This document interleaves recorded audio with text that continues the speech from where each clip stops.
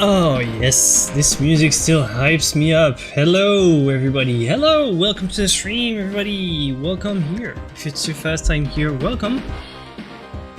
If it's not your first time, welcome back. It's gonna be a fun one. Well, maybe pretty nerdy and technical, I don't know. We're gonna talk about anatomy for artists. Yes, we are. And I have to actually introduce you to my new buddy. Buddy. His name is Buddy, and he came recently. And Buddy's kind of small compared to me, but he's anatomically accurate and, you know, pretty flexible. He's pretty fun, so... Hello everybody! Hello, I'm taking over the stream today.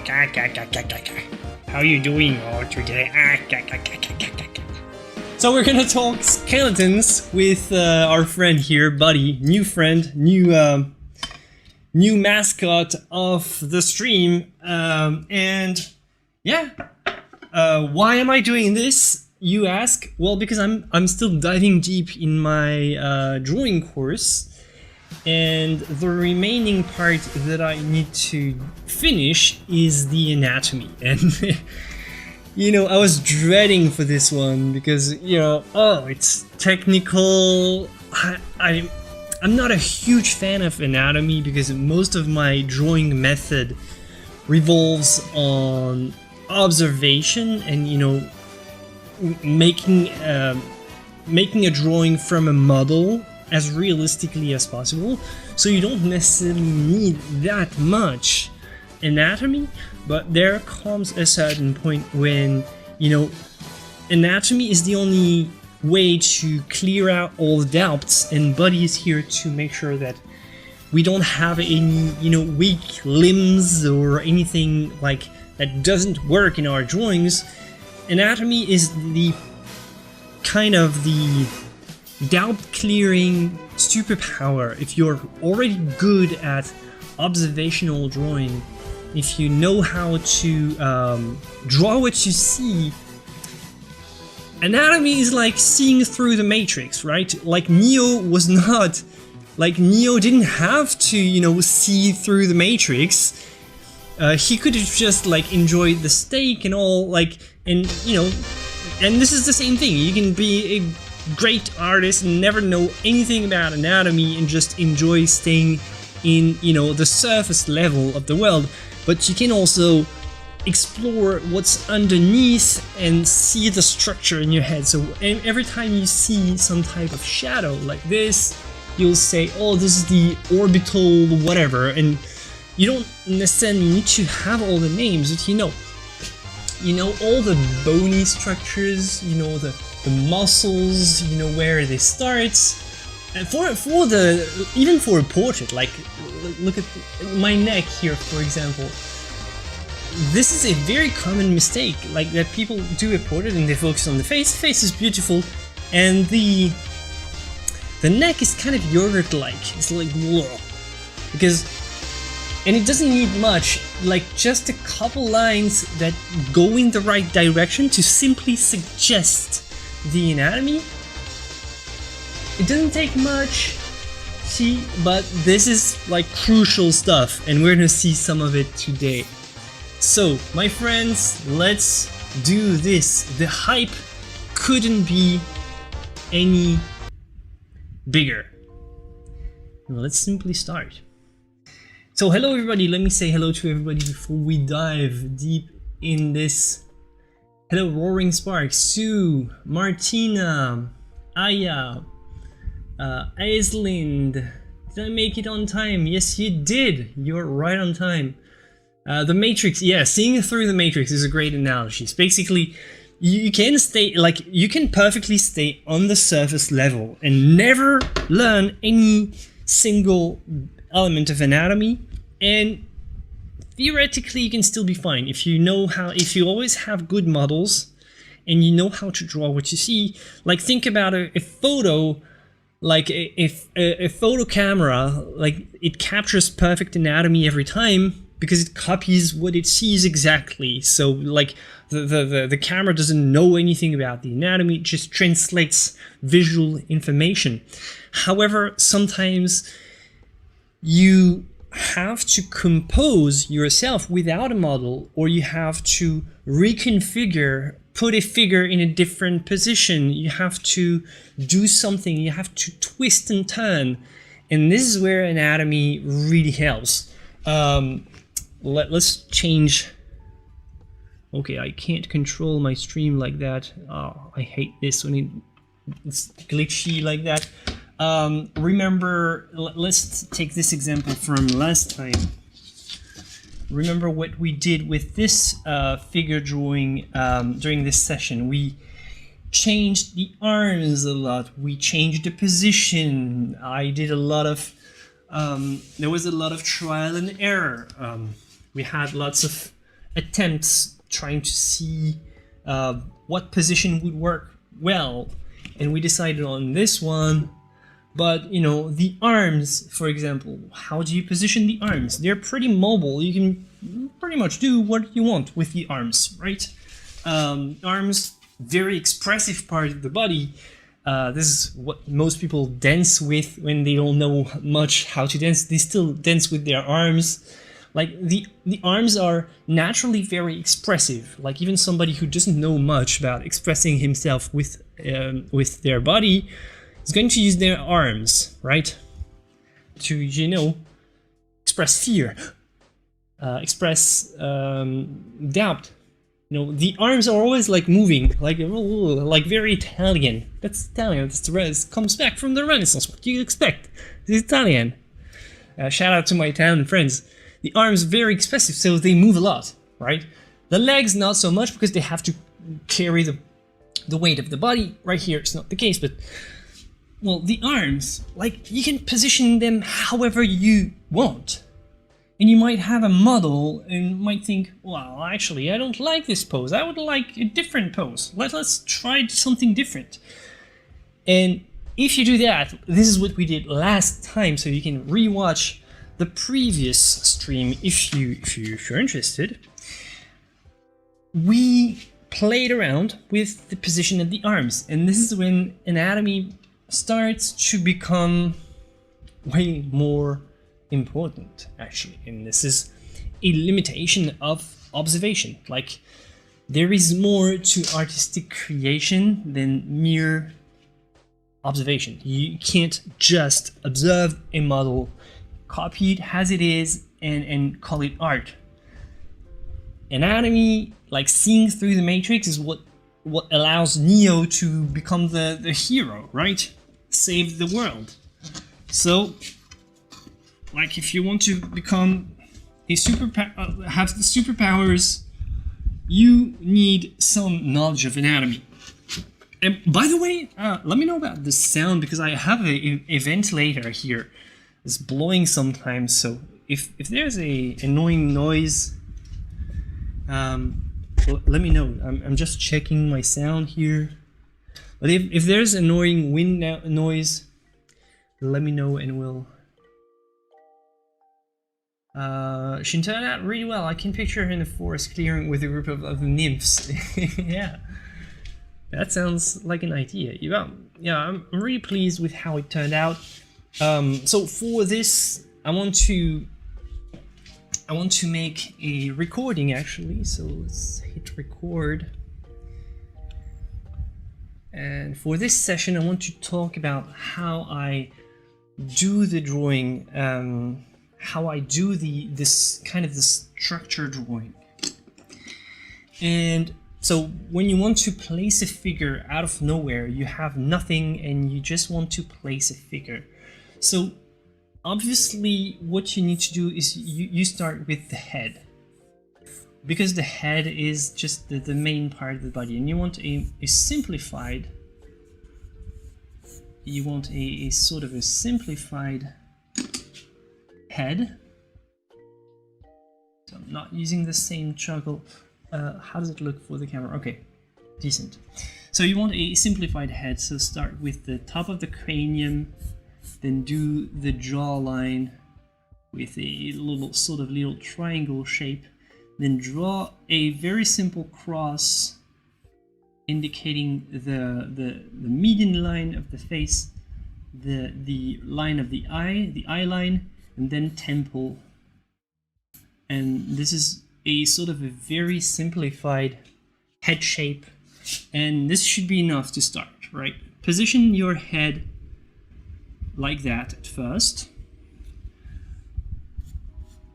because you start with the head. It's not obvious why, but well, because the head kind of governs the rest of the body. Like, the head looks where the body wants to go.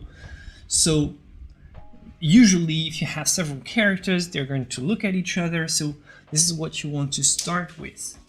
And then, well, then you want to draw what carries the most weight. So you want to follow the weight. So you start with a floating head, and then you have to support the head of this, the weight of this head. It's going to fall on the ground if you do nothing. So it has to be supported, right? So you're going to draw a spine. You're going to attach the head to something, and the spine has a slight curve here, so it's attached obviously. And if you're front facing, if your figure is front facing, you want to start with the sort of the clavicle. So you do the top part of the spine, then the clavicle has kind of like a sort of a cupid bow shape. That's how I like to remember it. Shaped kind of like a little bow, cupid bow.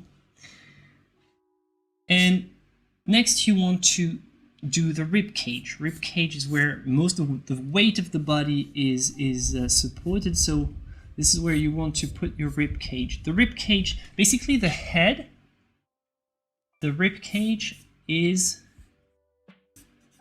just to show you, the rib cage is approximately, the head size is 2/3 the size of the rib cage. So 2/3, the head is 2/3 the size of the rib cage.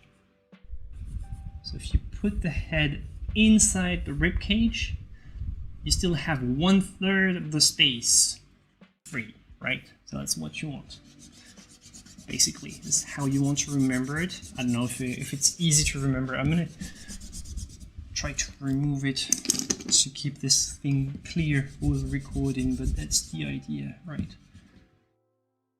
So you want to visualize the rib cage. And you start with the skeleton, like our body here. Albert's showing us how the skeleton has this size, so you can take the head and report this length here, one entire length, and you still have 1/3 of the rib cage available for the rest of for the remaining length. So that's what you do. Then so you visualize. What I like to visualize is the sternum, because the sternum is going to visualize the orientation of the rib cage. You want to start with something simplified like that, and sternum actually starts all the way here. There you go. So this would be a very simplified representation of what we don't need to draw all the details of the bones. We're not doctors. We're not trying to go for a med exam here. We're just going to try to get a body that has an actual density, and that you want a body that can hold itself together. It doesn't look weak and flat and you know, floppy. So that's what you want. Next, you continue the spine. So this part of the spine is relatively straight, right? This one is curved. So basically the spine goes like that. So if you have the head like that,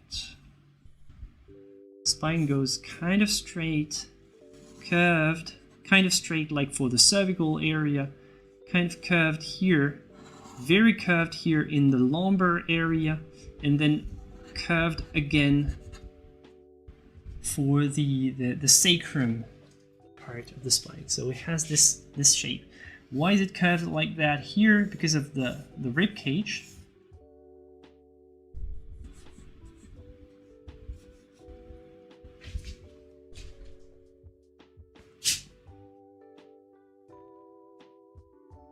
So the spine goes like that. So we want to sort of follow the spine. You don't have to curve it too much. And then you have the hips. So we're still following the priority of the weight. What carries the most weight? The rib cage carries most, and then the hips, because they are shaped so that they support everything here. The hips are a very crucial part of the body and the body position, because it's really the link between the upper part of the body and the lower part, the lower limbs. The hips are crucial in everything, in how elegant the pose is, everything. Like just the way you turn your hips like changes completely the pose. But let's simplify by making a sort of a box. So here, this is where you can have, you know, a contrapposto. So basically the clavicle line would be in one direction and the hip line would be in another, sort of balancing the weight from left to right. So let's check out. The toughest part here really is it's not memorizing these very simplified shapes. The toughest. So what I like to do for the hips is kind of draw some sort of a basket-like shape.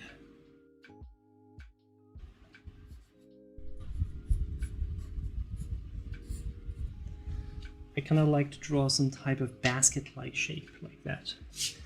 You don't need to go very far. You just know that the women will have wider hips, men will have narrower. We're not diving into these.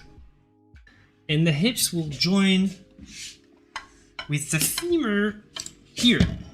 And this shape of the femur, super important. Really, this is what you want to memorize. Look at this. Look at this angle right here. Look at how it falls. This is super crucial.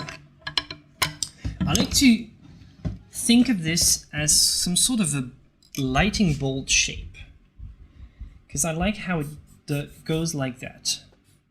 You see, it goes like that, then like that, then like that, then like that, and finishes with the feet. So it will give you something like that. This is the shape of the leg, and the sort of the way the leg is shaped. It feels kind of crooked, but actually this is where most of the spring of our legs come from. This is why we can run so fast and so efficiently, because our limbs are not just straight and flat. There's actually a lot of spring. There's like some sort of a tension here, and also it makes the weight distribution much more dynamic. So basically, to stand still, you would think, well, to stand still you have to not move. It's not true at all. Like, to stand still, if you want to stand still, your body has to constantly adjust your position, and you have like tiny muscle movements that you can't perceive that actually play on that, like a little bit here, a little bit here, a little bit here, a little bit here, and it's sort of like a little spring that's constantly keeping you in tension so that you always perfectly align with your center of gravity. Otherwise, you would fall. Or if the leg was just straight like that all the way through, there would be just so much weight on one single point that it would make us super tired, and our limbs would be just destroyed by the pressure of our own body on our own leg. Like all the weight of our body would constantly be on the same point. It would be just crushing itself through gravity. That's not how our body is designed. Our body is designed so that we have this kind of spring-like tension. That's one of the most amazing things. And just look at the Olympics. Whatever they are doing is incredible what people can do with their legs. It's incredible. Look at the athletes. It's unbelievable. But there is a lot of power in this. Look at how high they can jump, how fast they can run,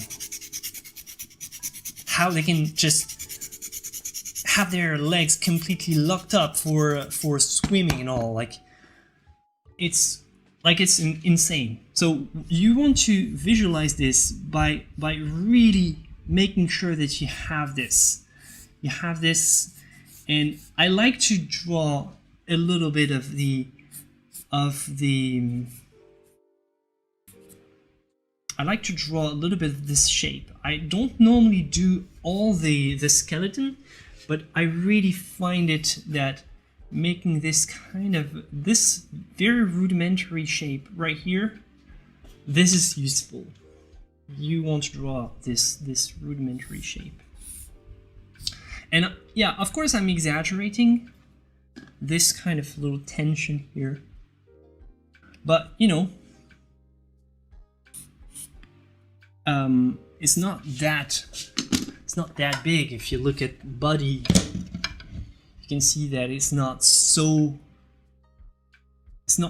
obvious, obviously, but still, like, this is how you need to visualize it, like that, then like that. So outwards, full outwards, then inwards slightly, then outwards here through the knee, bringing the movement back here in this direction, and then again, and in the end the foot has more some kind of a triangle shape, a base, kind of base-like shape, triangular, and it just spreads it on the floor so that it gives a very stable base. So I like to do that. For the knee, I just like to draw this kind of patella shape, just to visualize where the knee would be. So this is where you draw like that. So don't hesitate to just exaggerate it slightly. It doesn't matter really. You can always take it back, start over if you want. Legs right here seem a little bit short. It's maybe because the hips are slightly too low. I'm gonna reduce the size of the head. This is the most tricky part, is getting all the proportions right. Not super crucial for this kind of stuff that you want to memorize, but still important. So I'm gonna try to improve the accuracy. Kind of my kind of basket-like shape for the hips. I'm gonna bring the knee slightly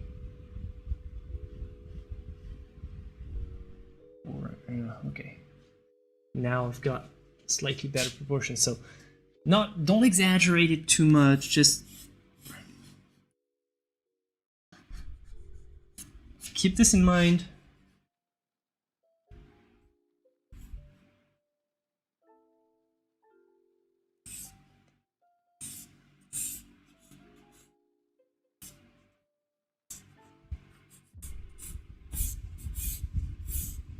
See, it goes more like that.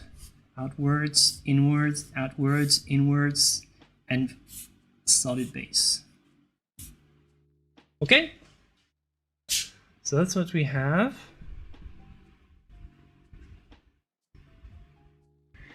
And we don't have to go in more detail at the moment. No need to do anything, you know, more fancy, because we're gonna cover it. We're gonna bring the muscle bulk on top of it. So the arms, you do whatever you want with the arms. Let's imagine. For the arms, I don't even like really consider the. You need to study the arms to understand how the, for example, like right here, this is this part of the ulna or radius, yeah, ulna. This is this part of the ulna that creates the little elbow bump. But for the arms, I don't necessarily make something very complicated in terms of, you know, kind of skeletal.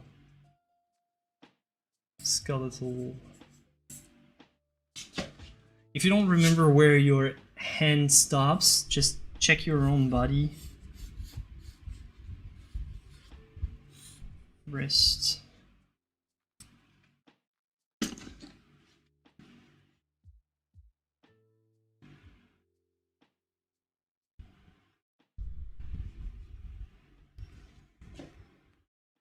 Yeah, the ulna. It's funny, I barely know the names of these words in French, so I'm not even going to bother. Like, obviously for the needs of the course, I'm gonna remember them, but this is the kind of stuff that I keep forgetting. What matters is not that you know all the names of all the bones of the body, but mostly that you know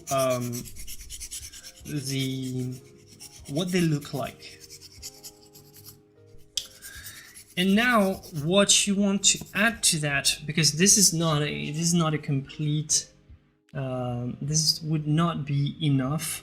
So to that you want to add the muscle groups. So usually the muscle groups, I start them from the neck up, from the neck down.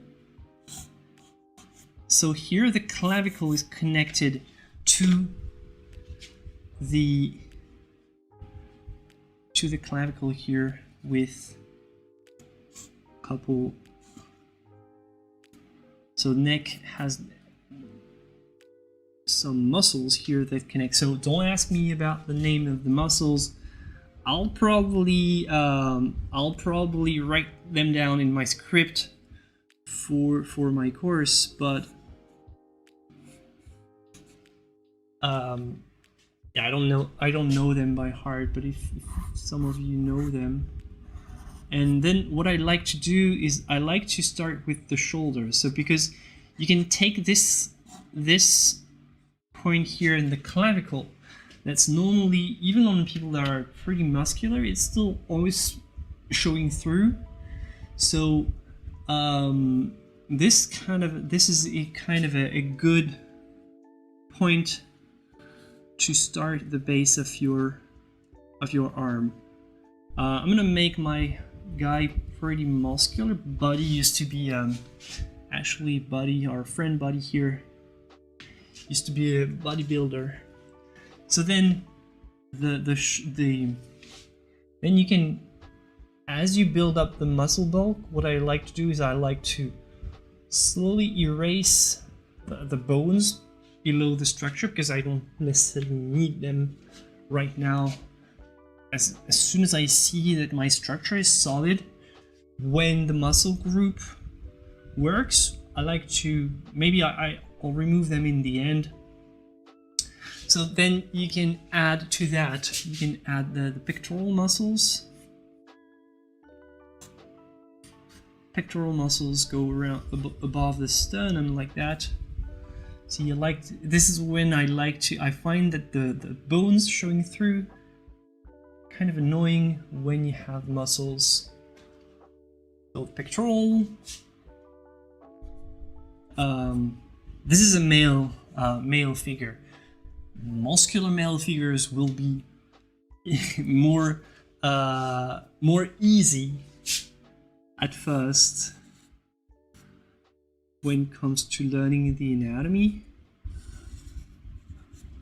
because you know the muscles are more well defined. Or you can take a female bodybuilder if you want. That's also a great way to exercise.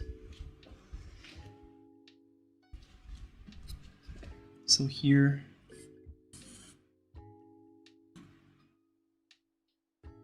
here you have some details in the ribs, but you don't necessarily need to draw them. What really matters more is this, I don't remember how it's called, the, it has this shape.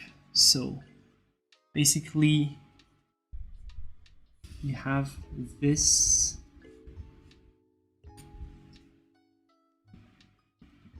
shape and this shape. Let us remove the bones.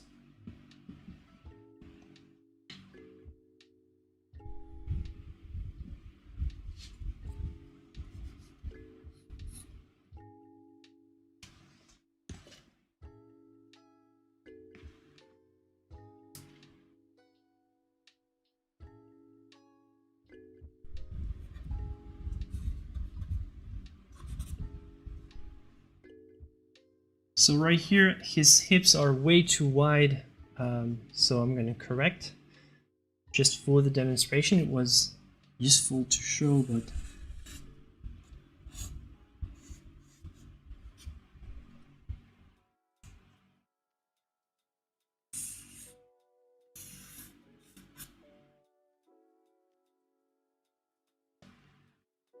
and then it's still for the knee here. Follows this same kind of orientation.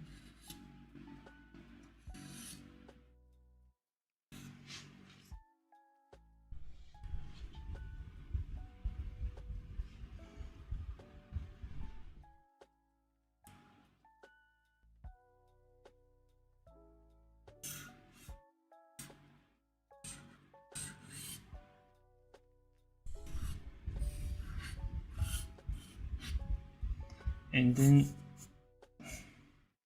the ankles as well, shaped like that.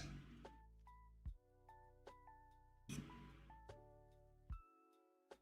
want to remember their kind of orientation, sort of curved like that. Removing the bones, and then you do the corrections that you need.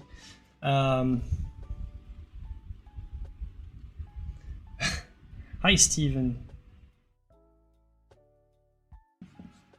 Steven is appreciating the stream, which is cool.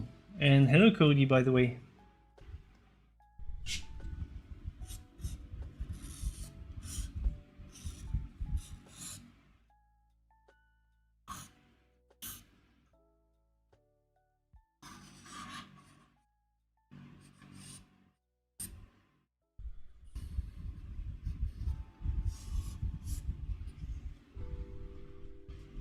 All right, so next you clean it up, and you have a sort of a very basic body frame.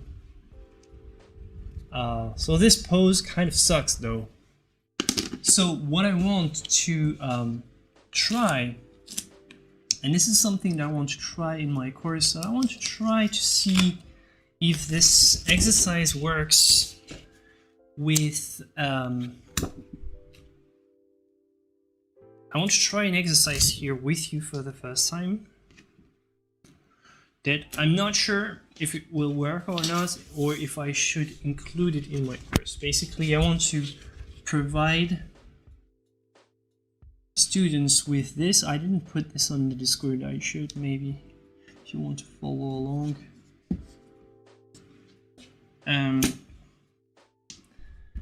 And pretty much the exercise would be from this, just build back the simplified structure and draw it inside. So I'm gonna try it for this. I'm gonna try this for this recording, see how it works, see if it's relevant. It's a kind of relevant exercise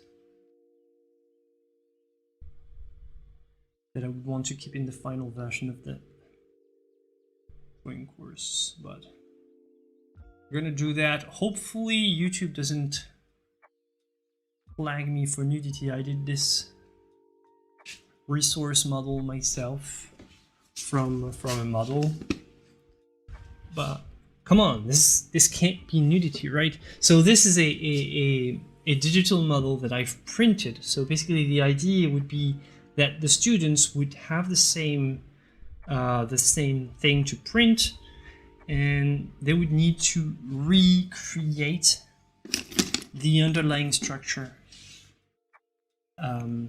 starting with the skull and all. So let's check it out. When someone asks you how many bones are in the human body, you don't have to remember the number, just say it depends. Very much. Won't this demonetize the stream? Well, hopefully not. I don't know. Can YouTube spot line drawing like that?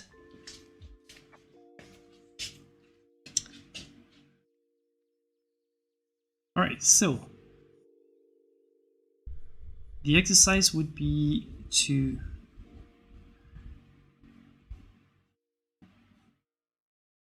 oh, Steven is muted? Sorry. Okay, go ahead. Yeah, I'm sorry.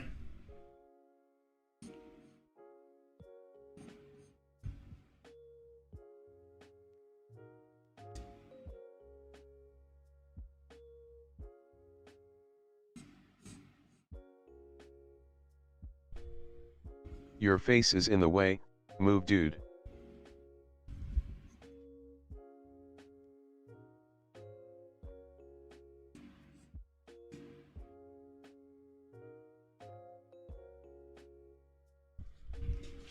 So here,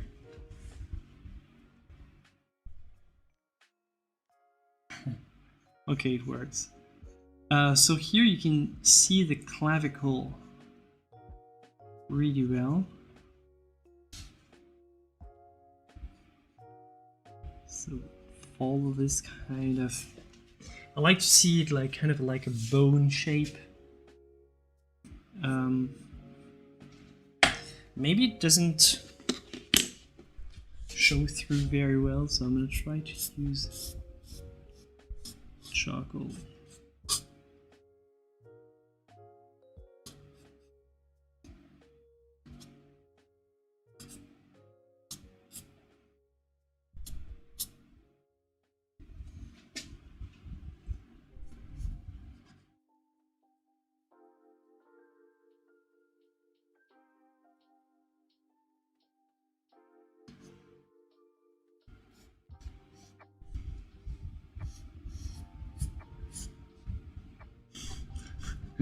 Yeah, I like this episode. This became a meme, pretty famous meme, by the way. This SpongeBob meme. Also feels kind of like horror drawing, basically. So right here you can see pretty well. You can see the rib cage very well. There's a trace of the rib cage here. See this kind of little bump here? Well, this is this this side of the rib cage. And from there, no more of it. So the belly kind of curves inwards. And right here, this is the pelvic crest. So this area right here is here. So that's pretty cool. Pretty cool to notice.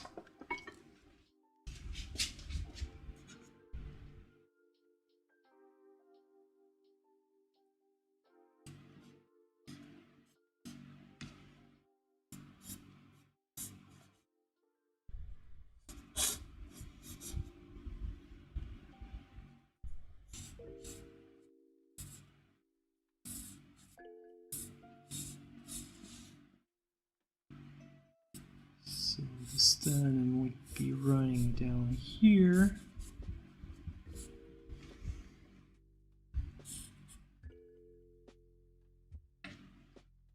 It would give us something kind of like that. Here actually there should be the scapula.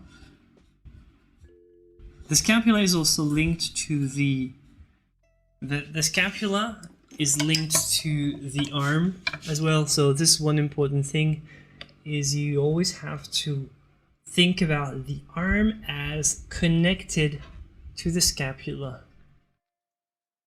or shoulder bone. This is an important part. However, the scapula is most of the time it doesn't show through really. So you would have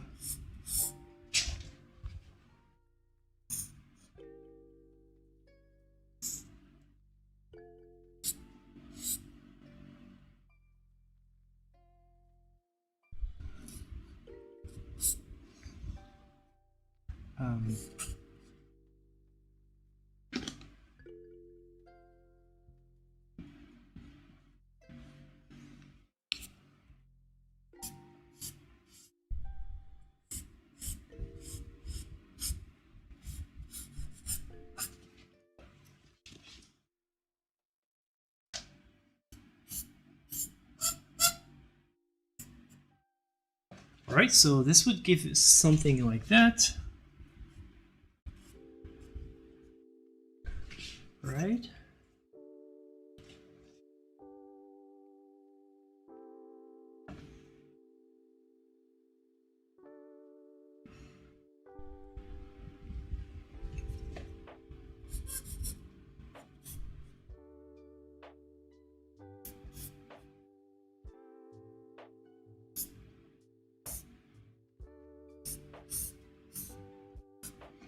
Okay, and here we have the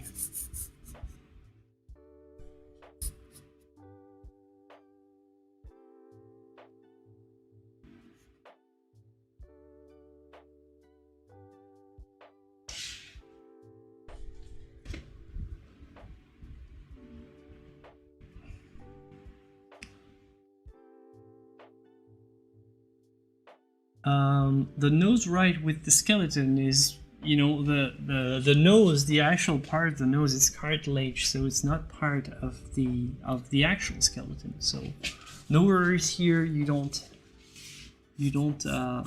need to worry too much about that.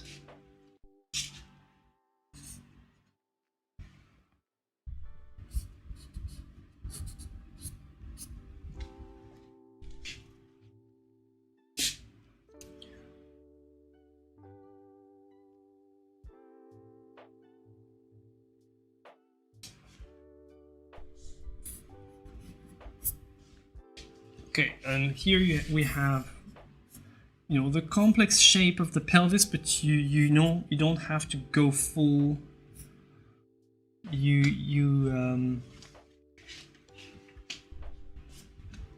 don't have to do the entire shape of the pelvis. Why? Because it's just such a complex shape. Everything is such a complex shape. So you always really want to draw only a very simplified skeleton, not a full. You don't necessarily need a full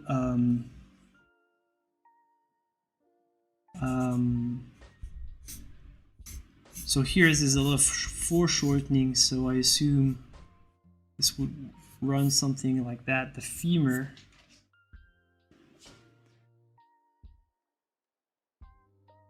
Yeah, the anatomy on the outside is important, but really this you have to know this point here, this point here, this one, the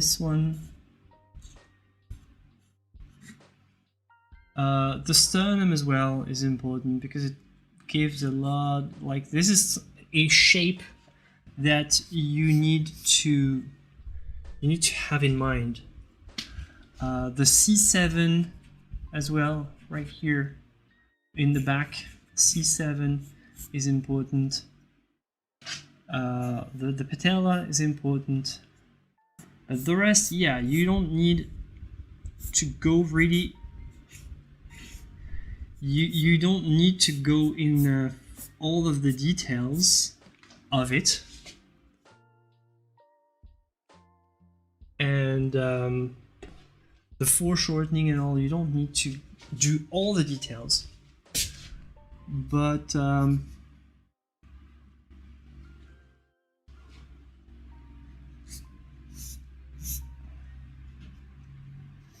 for example, the forearm, understanding this twist between radius and ulna is important.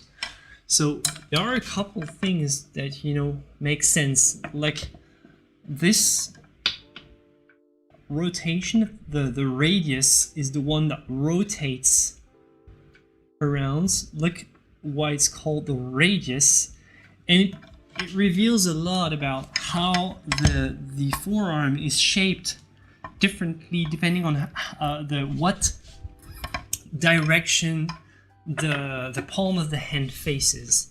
It's actually crucial, and understanding this kind of a rotating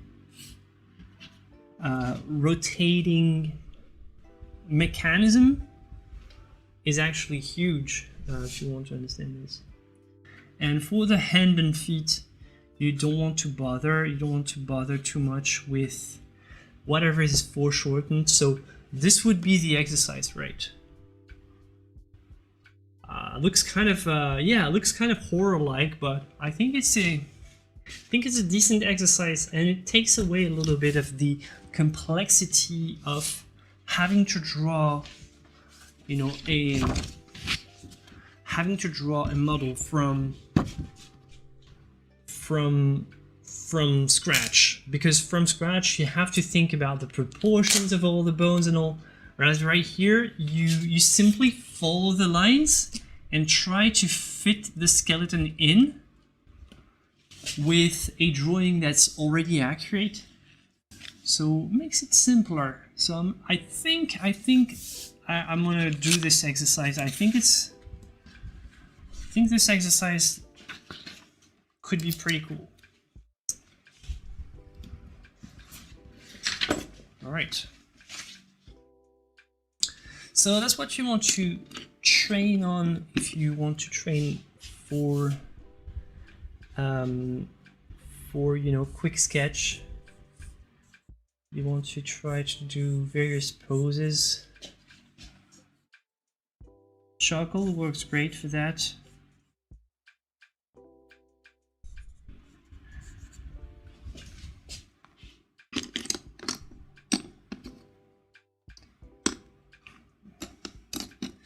Yeah, excited for the second episode, Cody. It's gonna be fun. It's gonna be fun.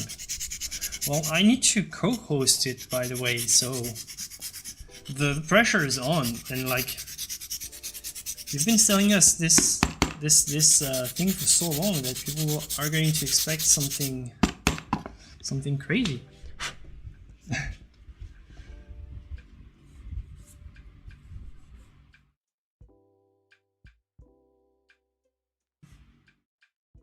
So you want to draw different, you know, poses. in different setups. Always try to find this bow shape first.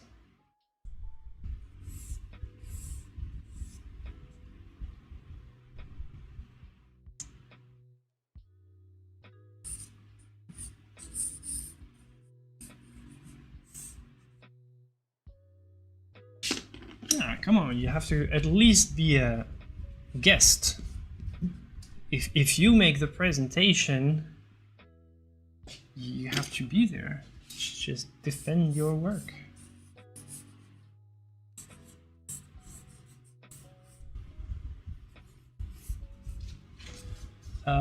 Let's imagine that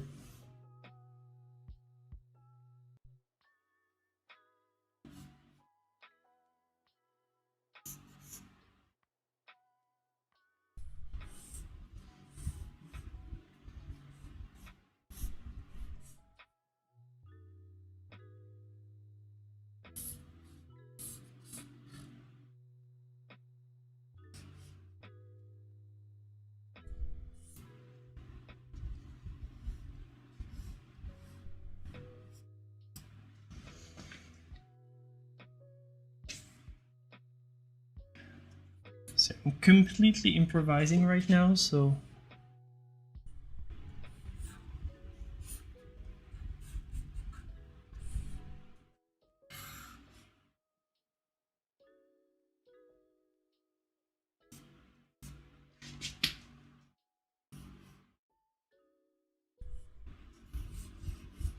I'll put some drapery here, otherwise it's going to be pretty indecent.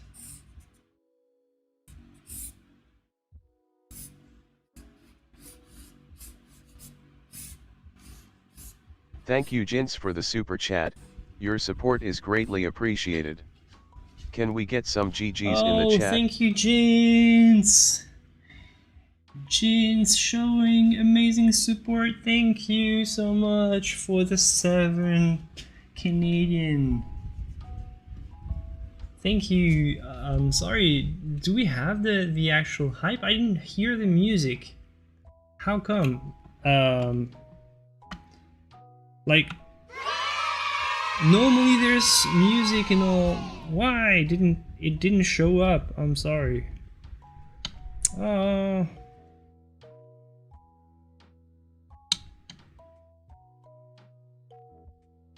Alright, so yeah.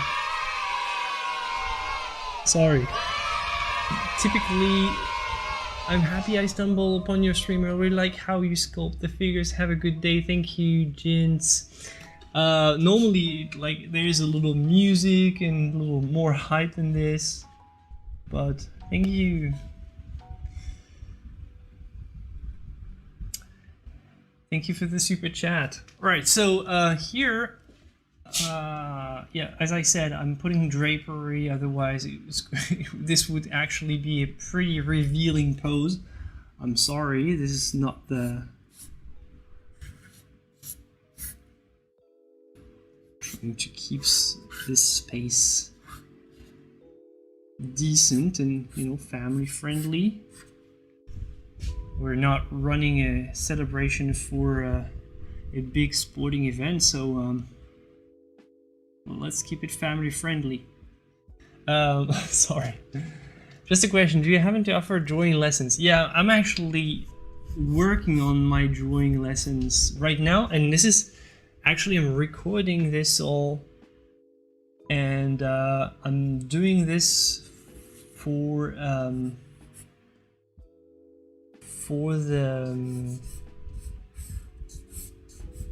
the drawing lessons.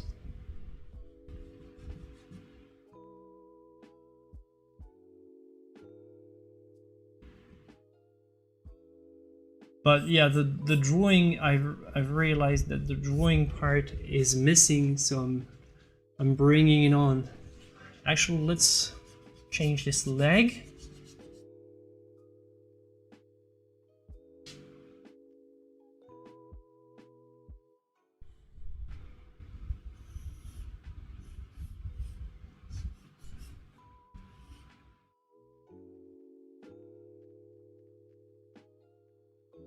No, I was just making a little referring to the little event we talked about earlier, but I'm not going to dive more into this right now.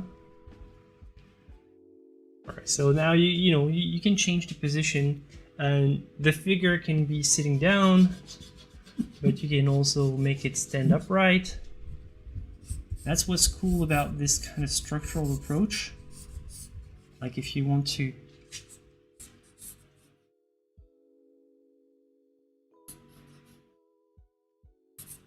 oh yeah, so this would, in this case, it would be an investment, because definitely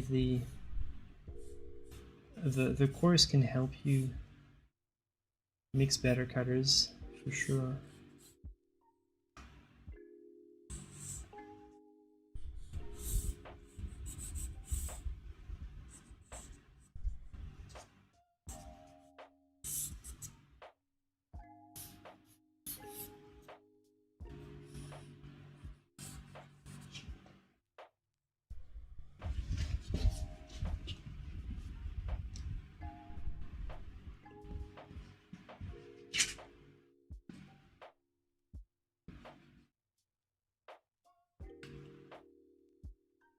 Thank you, Gypsy Lady Elena.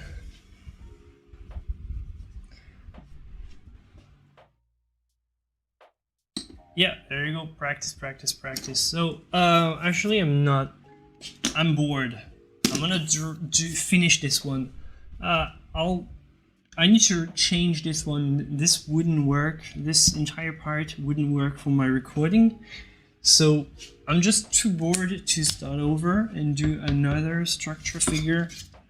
I don't need this.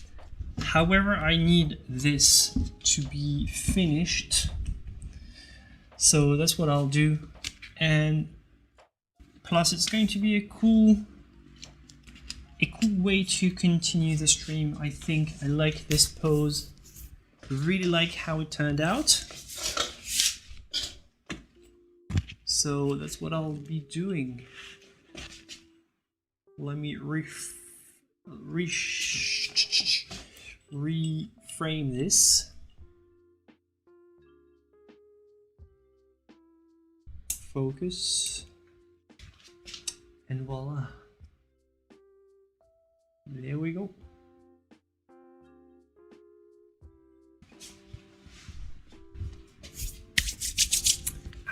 So this is what we did with this method that I've shown you of structural and using the body weight, the figures and all. So right now I'll just need to continue modeling the shapes, and I'll need to make sure to, because this is messy. I'll need to make sure that the muscle insertions look realistic, and make sure that the most important visual anatomical landmarks are well placed. In the last part of the stream, for example, this entire lower part of the body was way too long, so the hips right now they are here, but I've corrected them because they were almost here at first. So I have a tendency, it's always sometimes a tendency to elongate the figures more than they have to. But so you have to always double check that that your figure has the right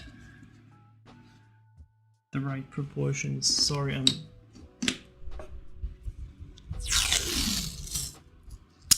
yeah, a arm still looks funky, which is why I need to finish it.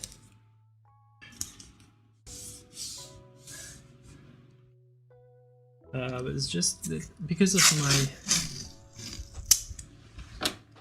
my vent here, I need to tighten up my paper, otherwise it's going to just flap around in the wind. So So yeah, I need to redo this, decide about this hand. For this arm right here, this one is good. I checked it. I checked it with my own arm. It's just that there's a foreshortening here. So right here, I just need to go in the little details of the fingers, which is more difficult, but I'm not gonna touch this part too much. But I need to figure out here how this arm is going to be shaped.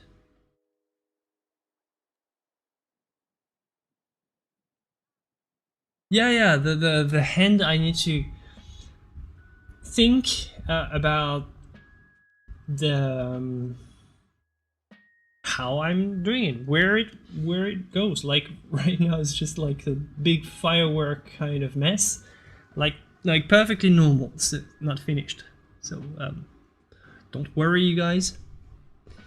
And since the hands are very expressive and very important elements, I kind of don't have a choice. Like the hands are, they can be annoying, but man, they are very important parts of a good drawing or a good painting. You can't mess up too much. You have to. The hands, like bad hands, I mean, you wouldn't think so, but bad hands can really ruin a painting, make it feel really weird. So really the easiest thing to do when it's like that for you is like just simply take the pose yourself and look at yourself in a mirror and see how does it look and just what can you notice. One thing that I can notice is that the insertion of the radius, no, not the radius, but how is this bone called? Man, I need to find my chi-chi.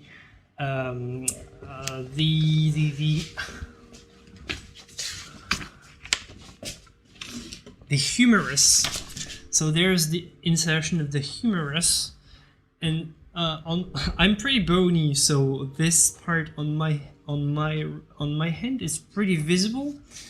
On a more fleshy woman, it will not be so prevalent, but it's still, you know, see, it still casts a shadow here. So this would be the ulna. This is the ulna, and this.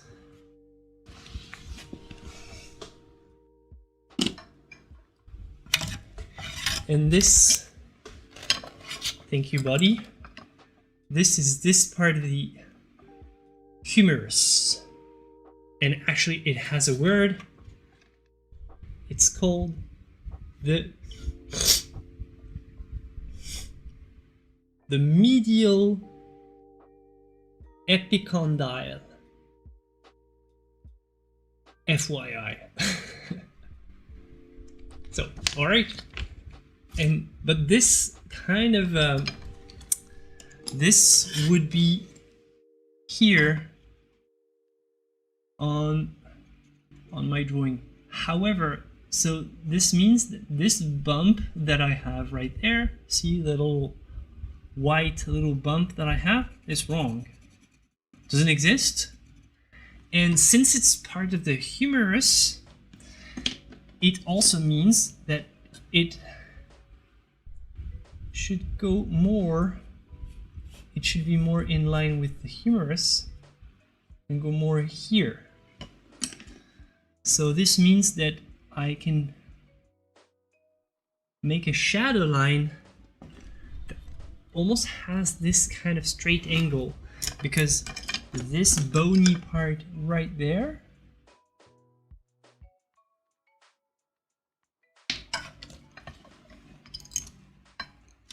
actually comes from the arm, not the forearm. Oh buddy, you're so You're so pretty. You're so pretty when you take the pose like that, buddy. Look, oh, ooh. Buddy's really... So what do you do with your hand, buddy? Maybe like that. Like it.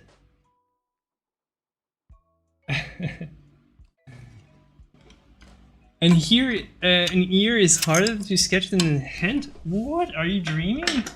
No way. A hand is way more difficult to sketch. Way more. So, just take the pose yourself and see for yourself. See for yourself. And after that, what matters is to know where the bony part is, but you don't have to make it super prevalent. You don't have to make it show through that much. It doesn't have to. It can be pretty subtle.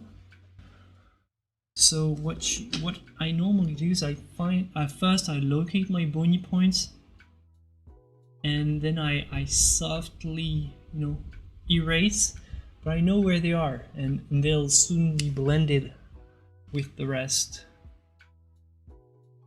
So the question is, what do I do with my hand? So I'm gonna take the pose myself. Put the hand. So I can put the hand, the face upward. So the palm of the hand would face upward or downward. You want, most of the time, you want the most natural. This is because of the radius. This rotating action is all thanks to the radius. Well, the radius and the ulna both.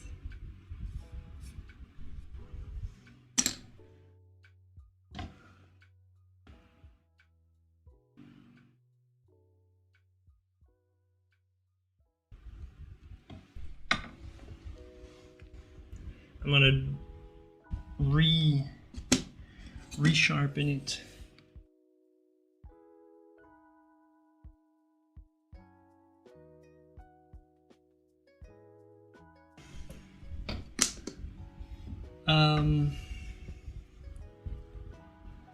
So this is complex 3D.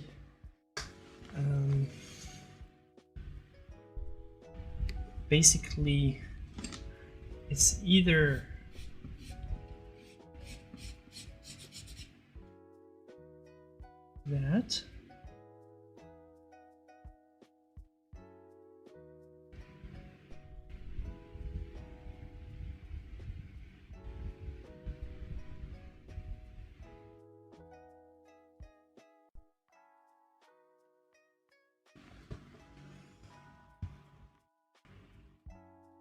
that, or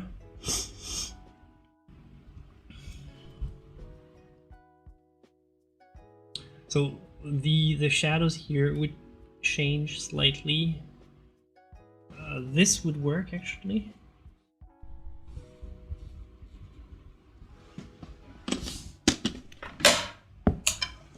So this would be this pose. Thank you, buddy. Actually, buddy, if you don't mind, let me borrow one of your arms.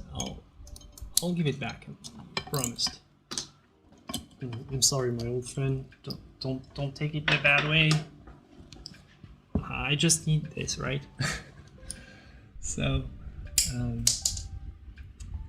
all right. So, I really like this model. It's pretty flexible. I love it. So here would be like this, or here this would be the full rotation.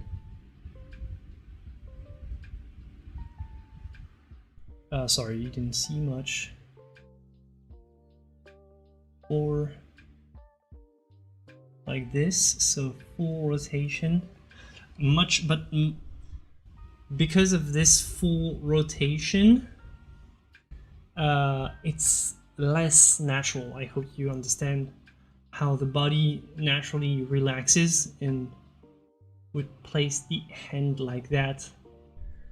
If you go like this, you kind of have to put your hand like that on purpose. Baby's doing great. It's growing so fast. Oh my gosh, it's insane. So I'm gonna try my second option.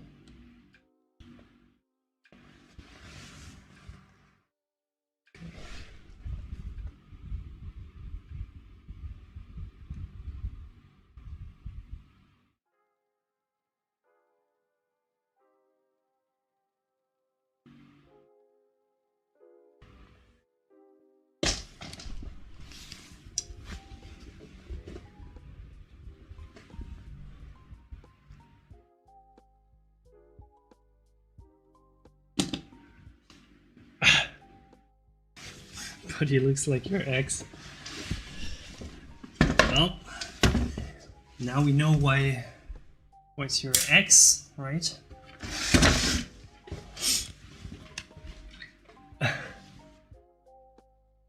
Oh, it's neat. Buddy has a little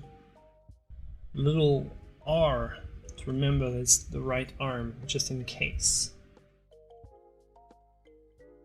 It's neat. The only problem with Buddy is like... Okay. Okay. We can also have something like this. So flat. So let's try.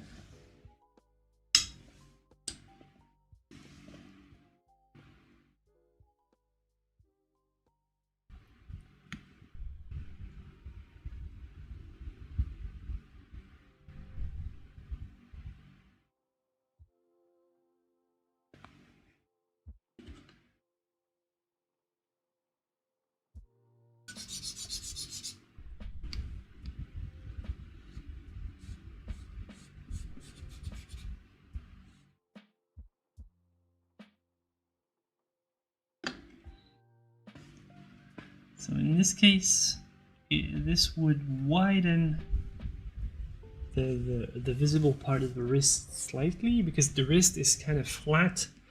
It's kind of like the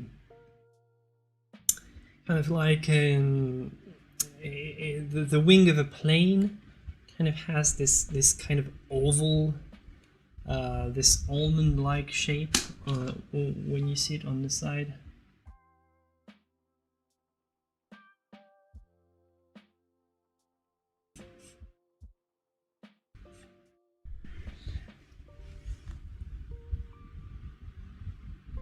So if I'm making the hand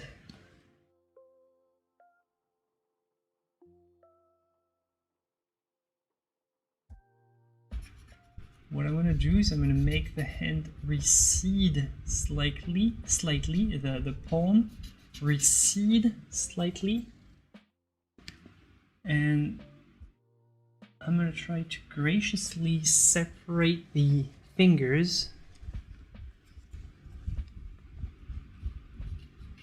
This would be very Bouguereau-like.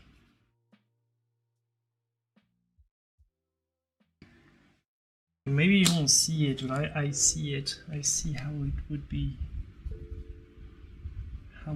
done. And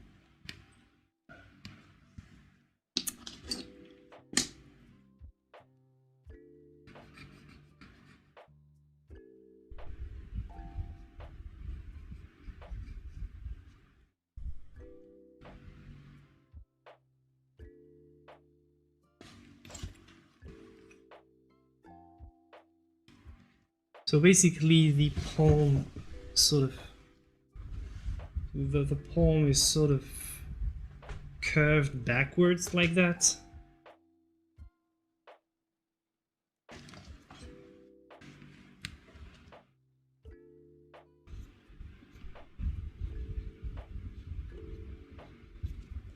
And basically the fingers are just folded on each other.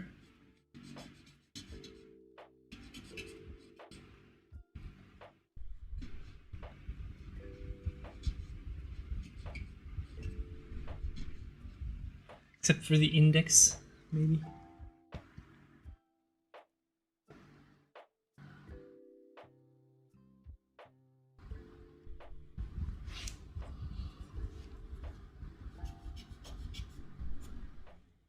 No.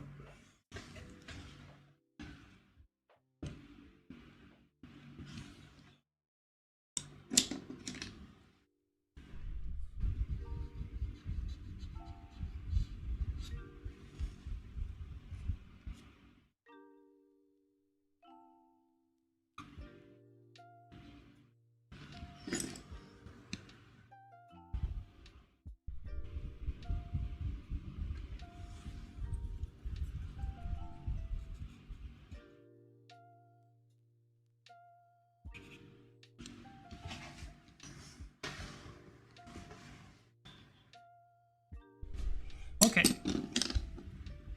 Okay, now just clear out the mist and we should be good. Then I'll also work on the legs.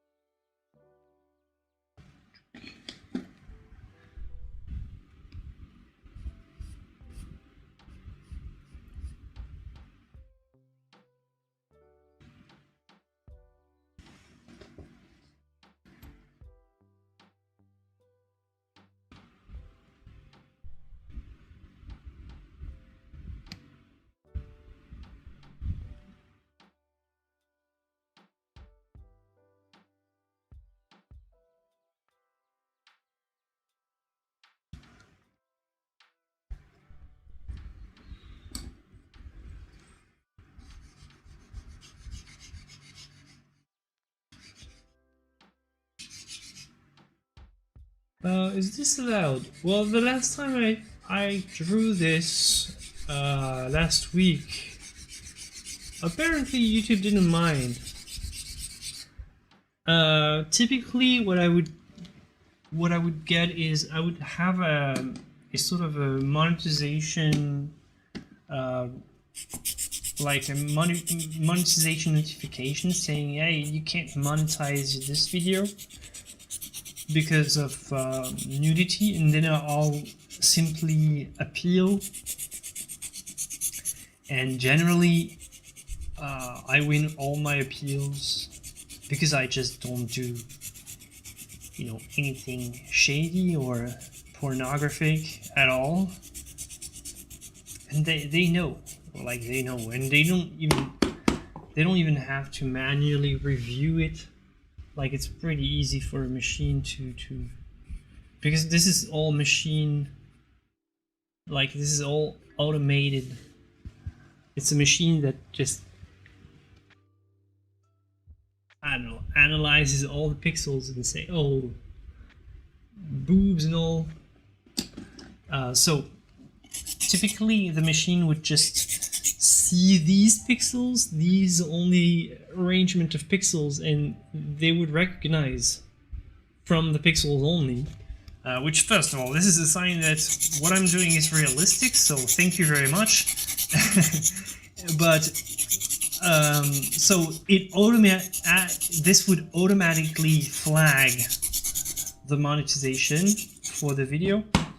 But then if you do the appeal, they would probably run a sort of an analysis of the audio, and they would just try to listen to what you're talking about, because they do, like, in real time actually, they do transcript everything I say. So all the dialogues, or I should say monologues, that I have, but this dialogues with you guys, like, YouTube knows it all. Like, well, it transcribes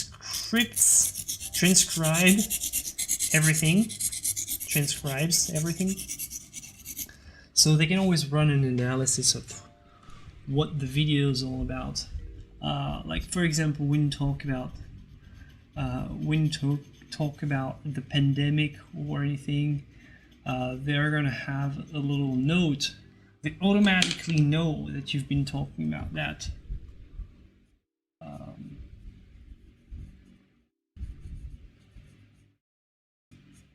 They don't necessarily need to know what exactly you're talking about, but they certainly can have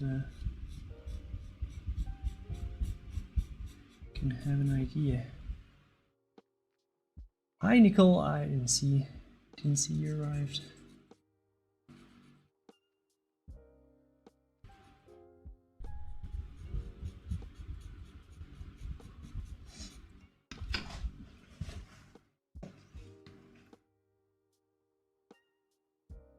YouTube right now is looking, yep, feasting their eyes on this. Well, I don't mind. I hope they appreciate and enjoy. I find it beautiful, and I would like the machine algorithm on YouTube to also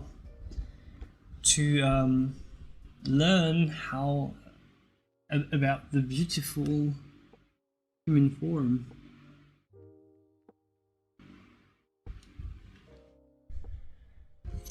I'm using charcoal on bluish paper and white.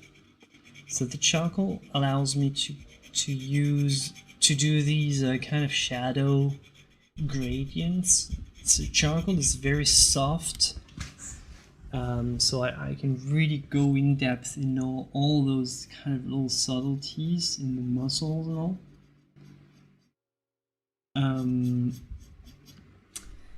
And the highlights here, I'm making them with a white pencil.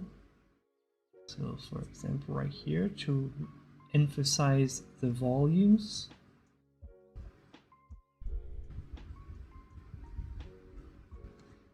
No, normally I'm very much a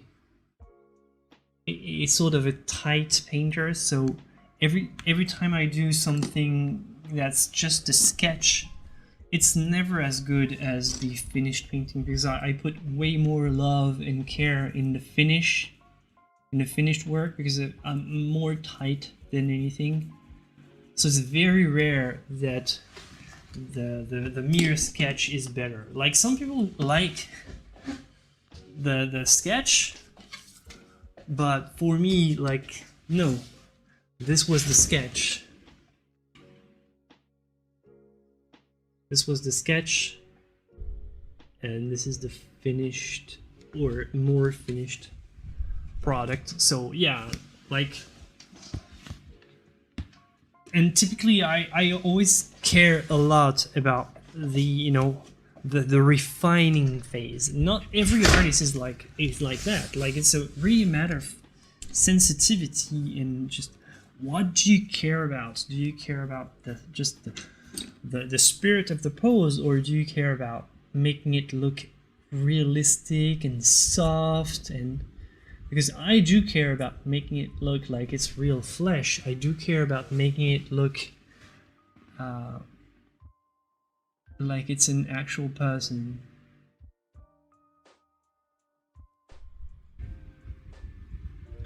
So I'm still going to try to push this even more. Because I love this part. But not everybody's like that. But I'm pretty sure that you'll find artists that are way more about, you know, expressive brushstrokes, way more than me, that will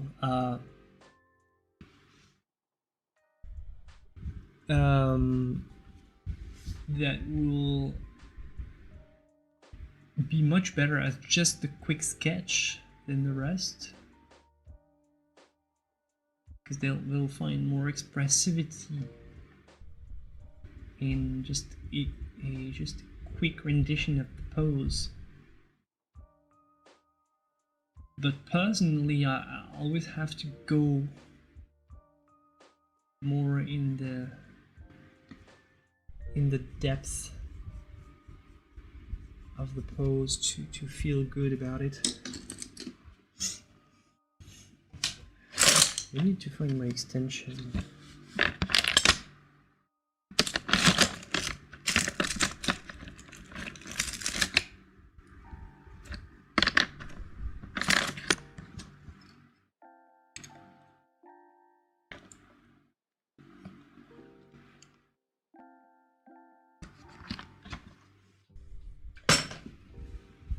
Thank you, Alexander.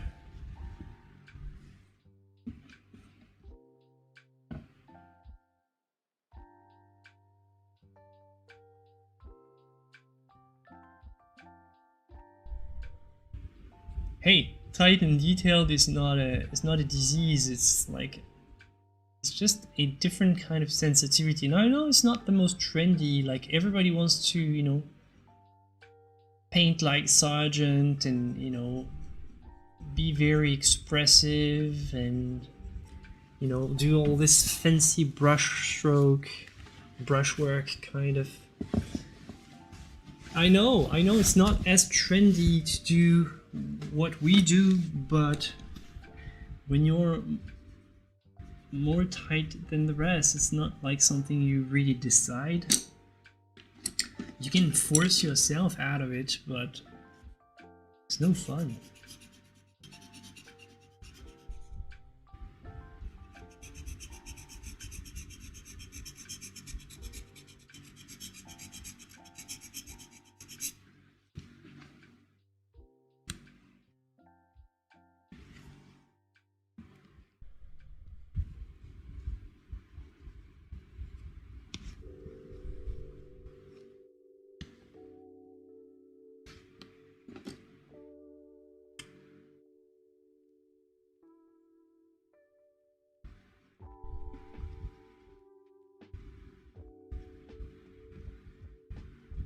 Thank you, Corpse.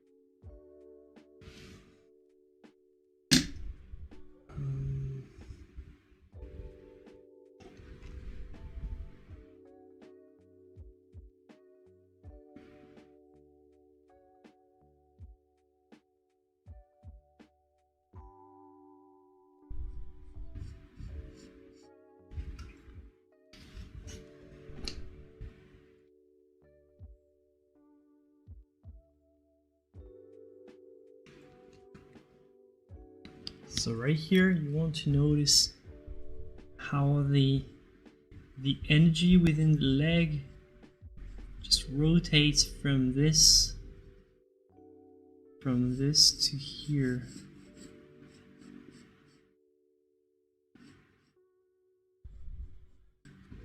No, actually we didn't use a model for this one. It's purely structural drawing.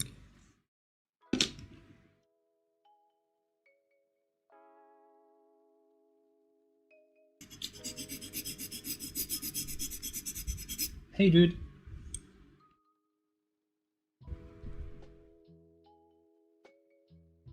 So we're purely making her out of our imagination.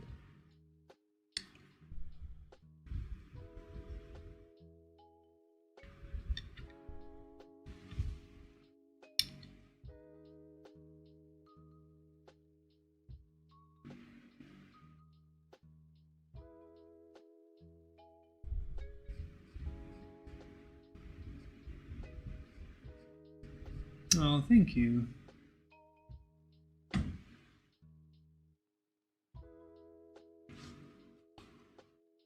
Thank you, Nolan.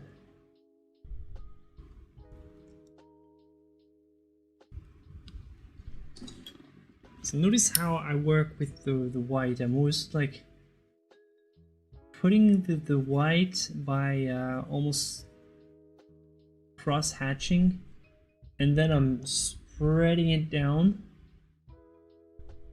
and I'm removing the strokes to get something kind of even and very soft.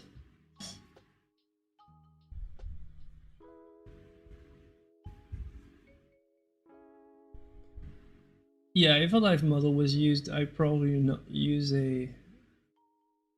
I would probably not show it on YouTube for sure.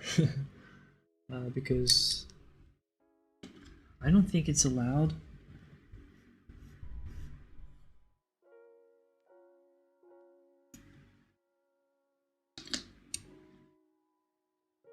Ah. Yeah, no, that's the big debate. I think it's a matter of... It's just an expression, painterly. For tight painters, what you'd see in the expression would be realistic most of the time. So, if you focus on realism and if it's your goal, I think you should be fine. Doesn't mean that you're not a painter. It's like it's just a word, like painterly, just a word for, you know, loose, but you know, like it doesn't mean that it's less paint. It's no, it's just this. There's always been this big divide between the two, and you know, it's not like you're all on one side or all in all. It's like there's a slider between, you know, it's like there's a little slider between the two, and you decide where you decide where you are on this in, like, for example, your background could be more loose and your main element could be more focused. Depends.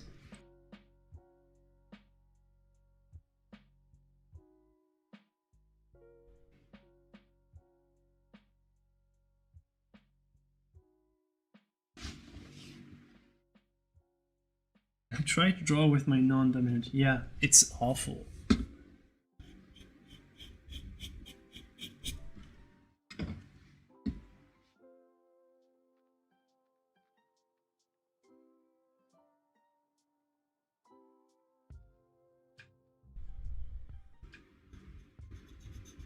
Yeah, I of course.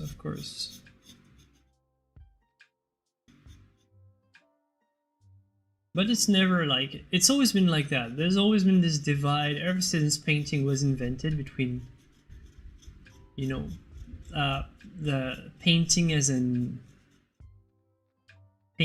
object in itself, or painting as an image that represents an object.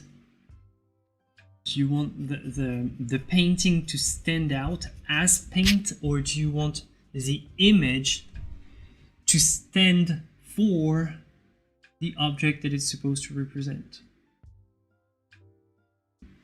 Do you want to remove the trace of your hand, or do you want to keep it? That's the big fundamental question, and there's no right or wrong answer. Like a lot of artists on YouTube like to, you know, be very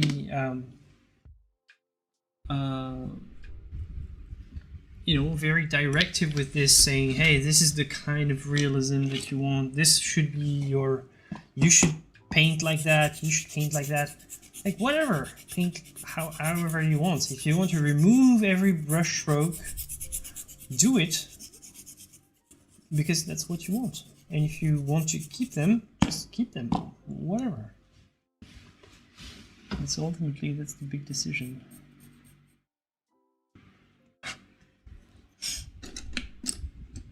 And there's no right or wrong answer. It's really, it's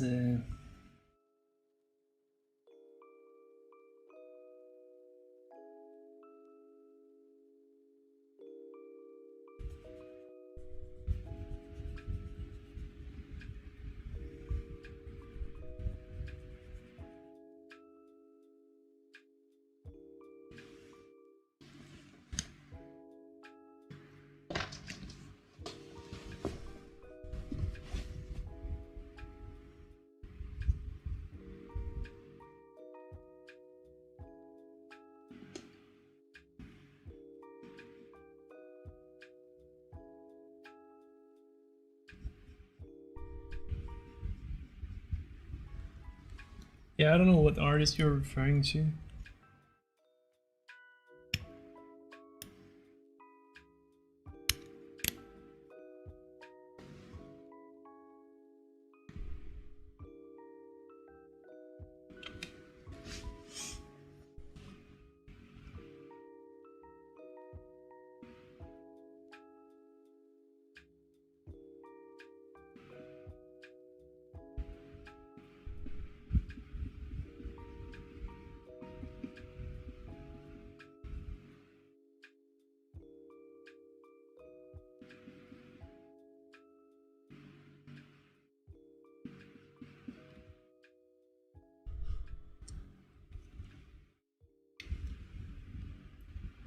I think people that are not into art in general are going to be more impressed by tight, and people who are more interested in art and practicing art themselves maybe will be more interested in loose.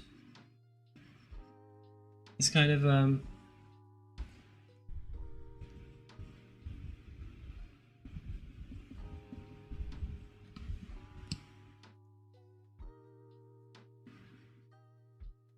sometimes loose style is more like for geeks that are already into painting, whereas tight can be more popular almost. I don't know.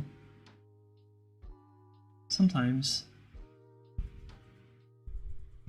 like people who really don't know anything about painting can be impressed that something very realistic is made with paint, but they're not always as impressed by something that they can clearly see that it's paint, even though it has beautiful brushwork and all. But because they can clearly see that it's a paint from the very first, from the very first look, they don't necessarily care that much. But as soon as they start really becoming more interested in the practice of making art and enjoying art more, they'll become more and more interested in the physical aspect of what the paint is, what the paint stands for, how it was done. And this is when they'll start to, because they start to question themselves about how a work was done, they'll start to see the traces of the brush of the artist in the works, and they'll start to think, oh my god, this is amazing, you can actually see the brushwork right here.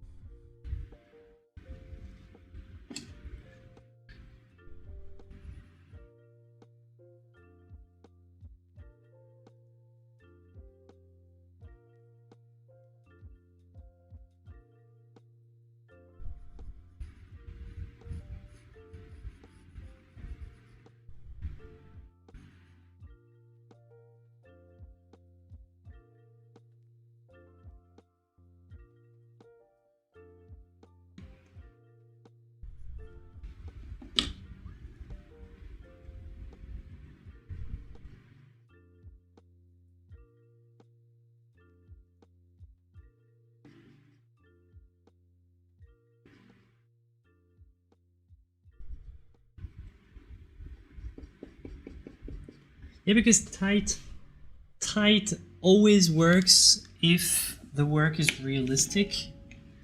So if you want tight, it has to look very, very realistic. Otherwise, the tightness just kills everything. If it's not good and realistic, the tight loses its purpose, right? Why would anyone want to be tight in the first place if it's not for realism? And yeah, so if you want to go for tight, it's more you're involving yourself in something that's going to require you to produce something more realistic overall. What's actually great is when you have both loose and realistic. I find it great and amazing. It's just not necessarily for me, but this is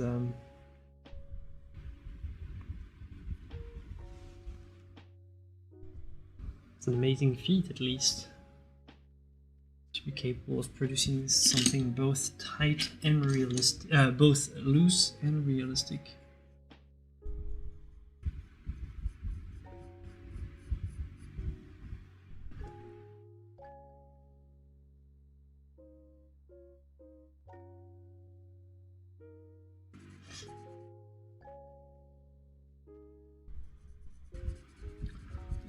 Yeah, for the Sid, the best example for me would be Sorolla. Sergeant, yeah, maybe, but Sorolla, like,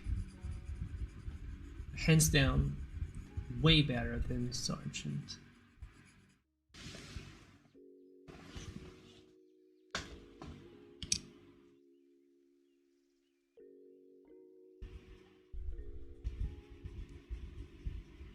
So see how I'm doing is like I'm placing the sort of the bony landmarks, and then I'm flattening them out. So I'm positioning the most important elements, and once I know that that they are in place,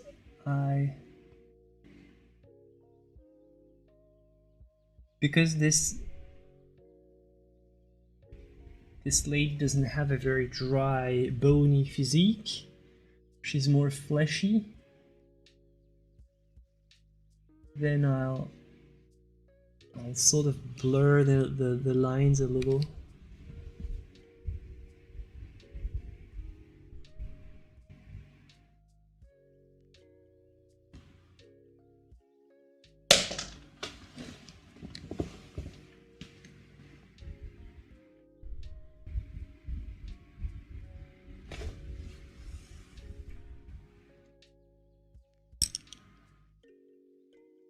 Slammed with ads?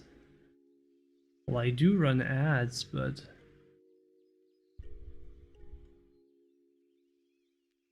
I can delay the ads if I want.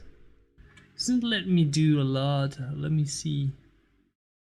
Especially YouTube ads are becoming a lot more annoying than they were before, because right now, I don't know if it was like this for you before, but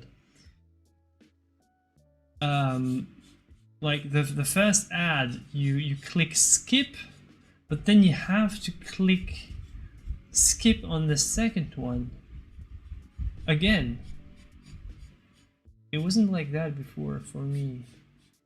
Like, I have to click twice and I have to wait at least 5 seconds in between. Very annoying. But hey, the ads kind of pay for the trouble, so.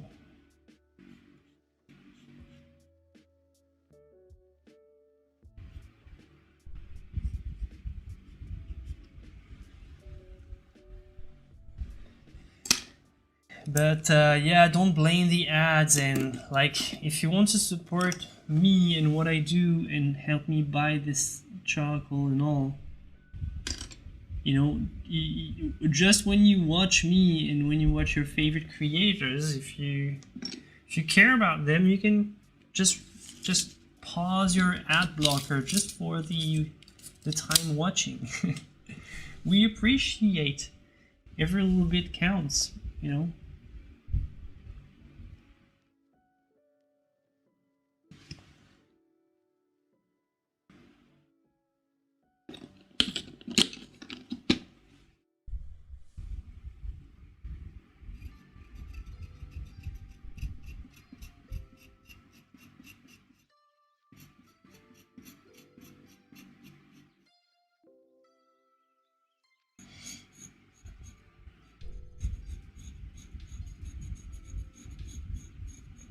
3 sets of ads. Well, okay, sorry, but just see it like that. You're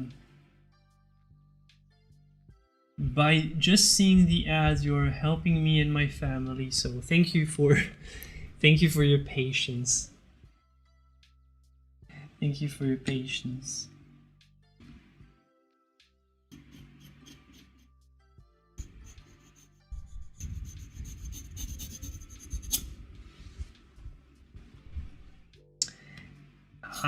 This is not, I can tell you, this is not Super Bowl rate kind of it doesn't pay as much as a Super Bowl ad. But hey.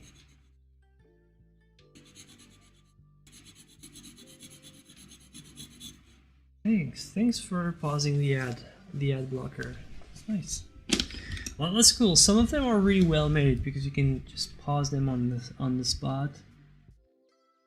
Actually, I never run ad blockers on YouTube. Well, because I'm a creator, I know what it means, and I know that every little bit helps. Every little bit counts for, especially for small creators. So I know how tough it can be.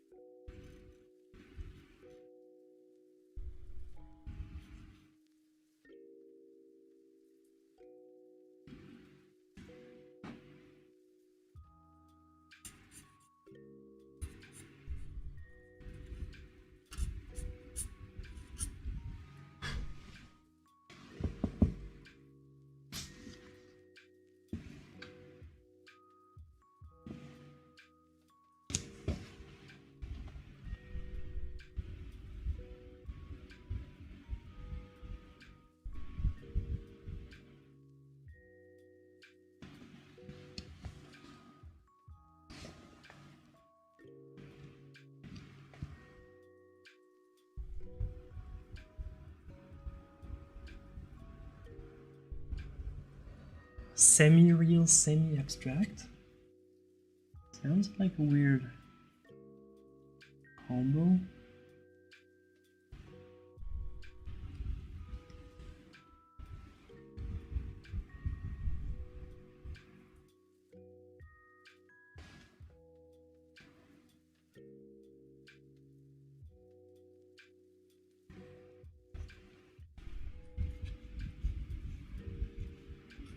Oh, okay, semi-planetary.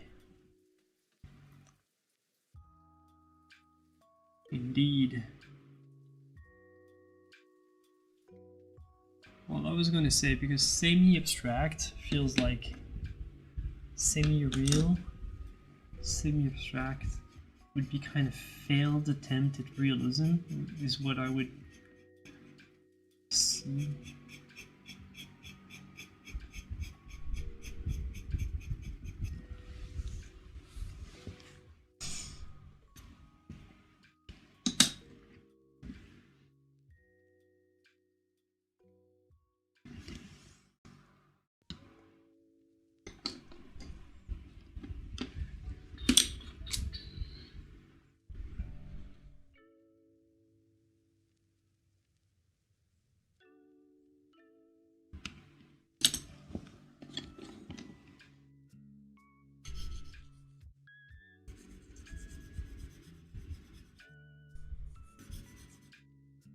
You can notice how I'm not using white as I go towards the bottom part of the figure.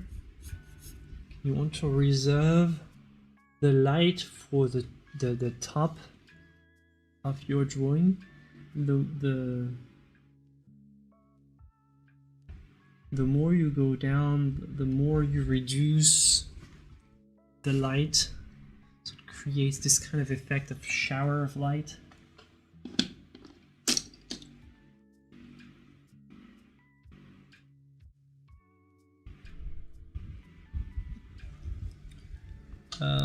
Nicole, my favorite is Fantin Latour. I'm gonna try to show it some of this.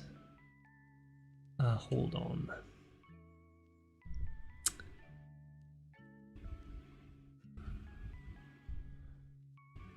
Henri Fantin Latour, and this would give you something like that. Henri Fantin Latour. Look at it's extremely realistic, but when you look from up close, it's pretty abstract. But I love how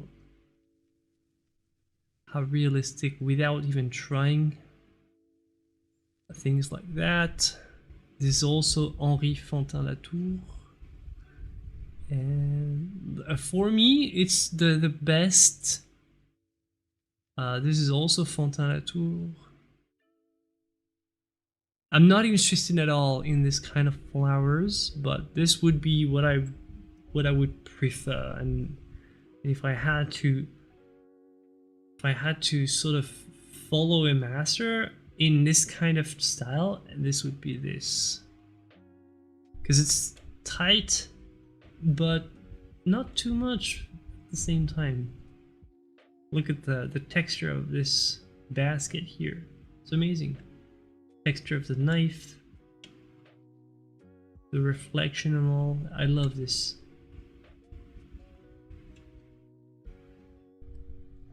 It's Henri Fantin Latour.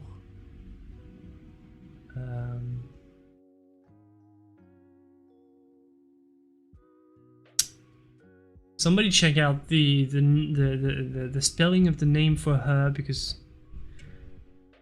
yeah, that's what I was going to say. This is a French name. I'm gonna type it actually. I'm gonna type it in chat.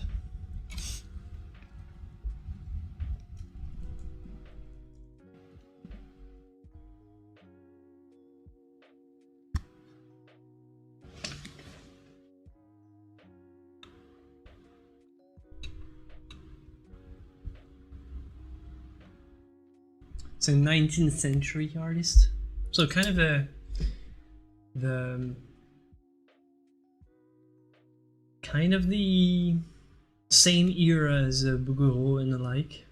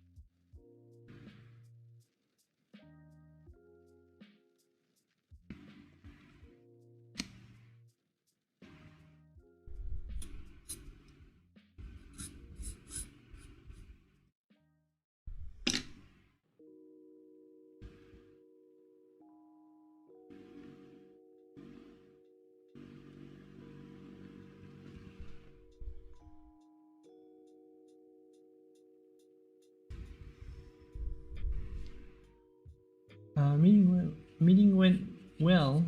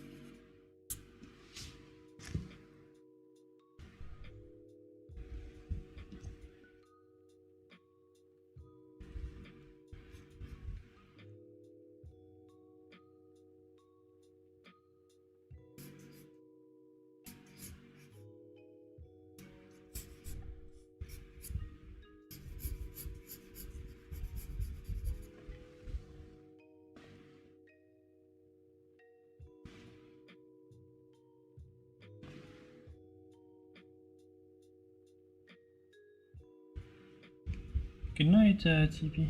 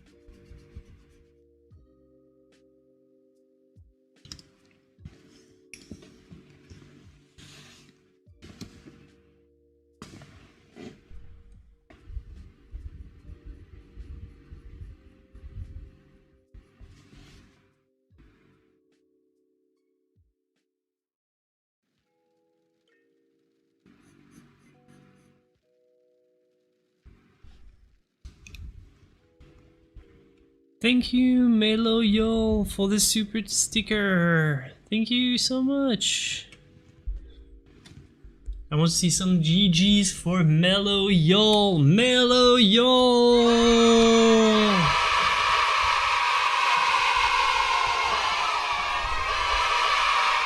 Thank you so much. Appreciate it.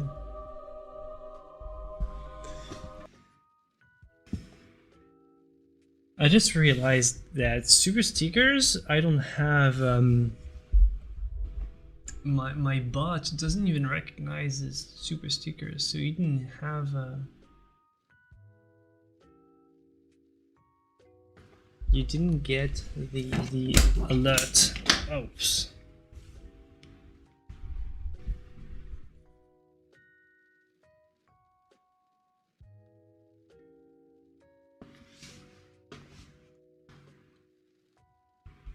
So what I'm doing here is I'm using graphite just because it's slightly more precise, and I'm just pushing this line right here,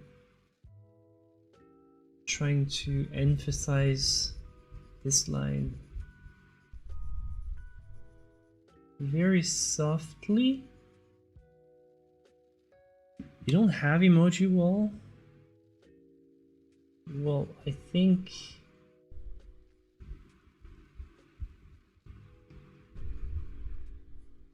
Well, I think we Warning, have emoji wall starts in 10, Oh my 9, god. 8, 7, 6, Oh 5, gosh. 4, 3, Emoji 2, wall, 1, guys. go. Let's go. Well, where is my emoji wall sound? What? There's no music. Oh my gosh. I've lost my music. My bot is completely messed up. Steven, what are you doing? You have one job. Put the music for emoji wall. Oh gosh. Well, let's put some music. Let's try something. Let's go. Emoji wall. Let's do this. Let's do this. Emoji wall. Pretty rocky.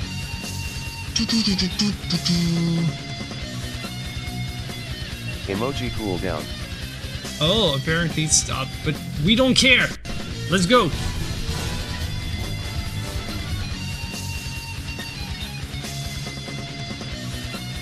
Emoji wall doesn't mind. Emoji wall never stops. That's what you get. Emoji wall never stops.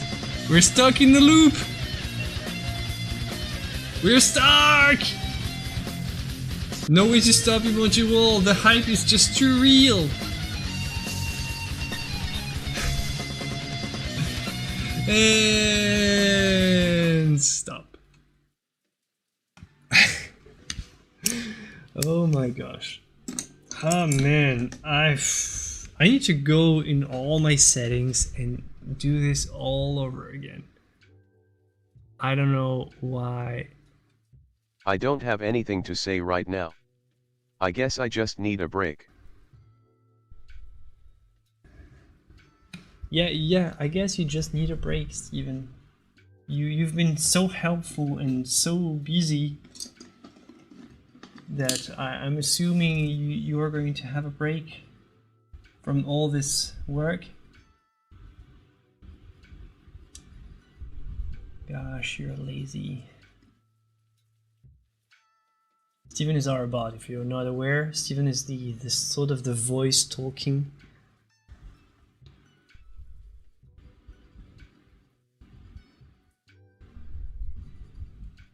Steven sounds depressed. Well, that's alarming. Bots aren't supposed to have emotions, so... Is it just the next phase for human replacement by machines?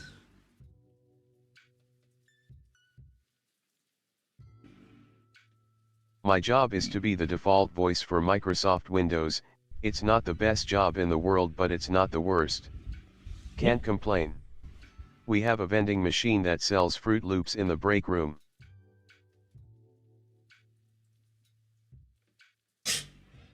Yep. That's Steven's life.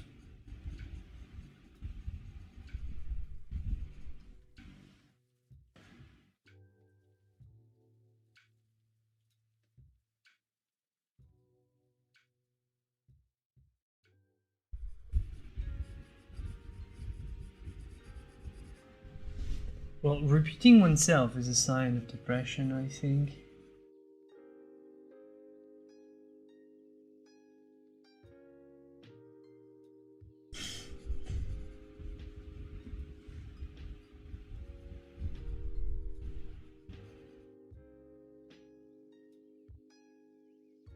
Close to burnout, but like... It's not for being too busy.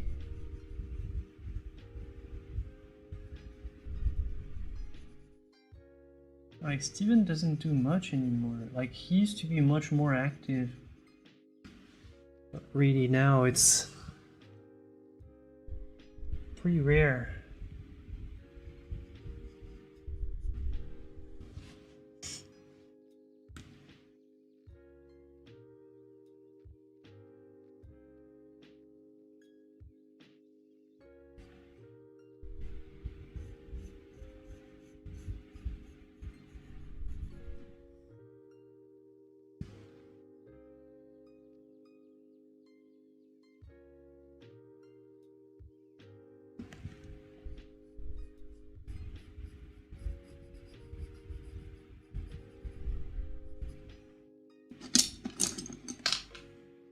Well, I think we should dig in the secret lore of Steven and try to discover what he's up to.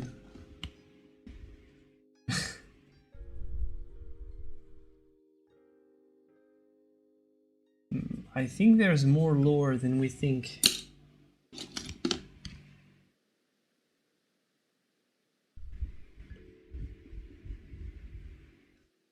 Yeah, I don't remember all this lore, but yeah, he had a wife. What else? Like Stephanie was his wife? I don't know, like I don't remember really.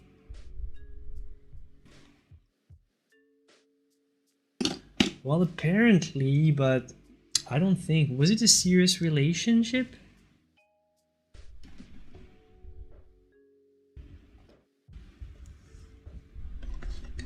Apparently he had a relationship, but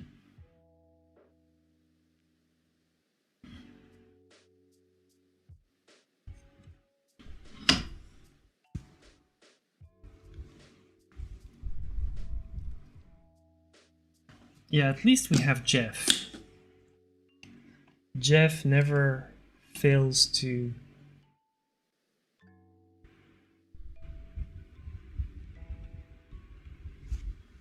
well, Jeff is... What? I lost Jeff. Oh no, no, no, no. This is the big lore. Jeff, where is Jeff? My Jeff button doesn't work. And the Jeff command doesn't work. Where's Jeff?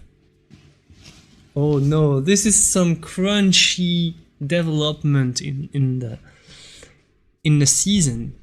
Oh my god.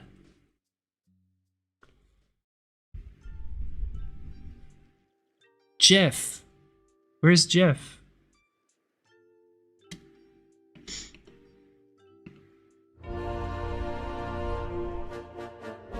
No, no. I need something.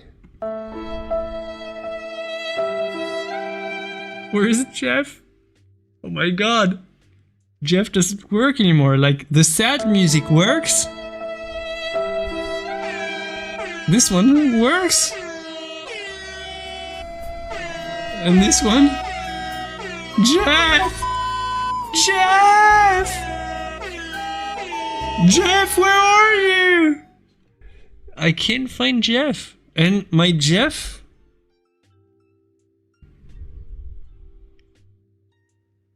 Yeah, Jeff doesn't work. Where's Jeff? I think... Why? Maybe it's because I need to update. I have a problem with OBS. That's why. Yup. Alright, sorry. Like, I know where the problem comes from. I don't need... Well, the good thing is I don't need to reconfigure anything. The bad thing is every time I need to... It's like...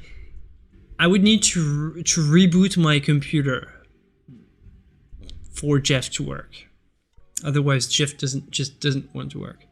And all the problems with the emoji wall music and all, like, I don't have to reconfigure anything. It's just I need to reboot, so I need to think about rebooting every time. But Jeff, like, Jeff is, as far as we know, Jeff is gone.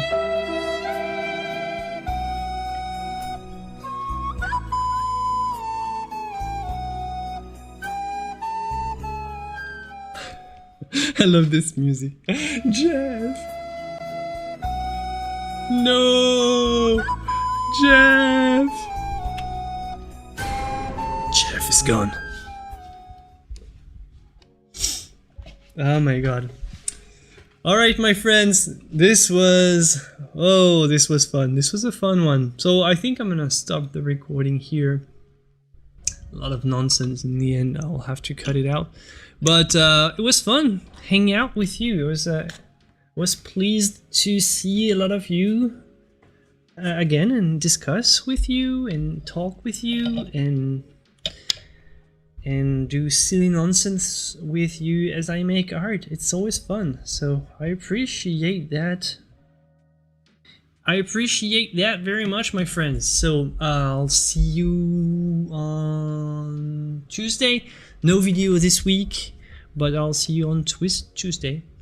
Yeah, fun until Jeff. So we'll leave this on this with sad music in loving memory of Jeff. Everybody send prayers that we find Jeff again.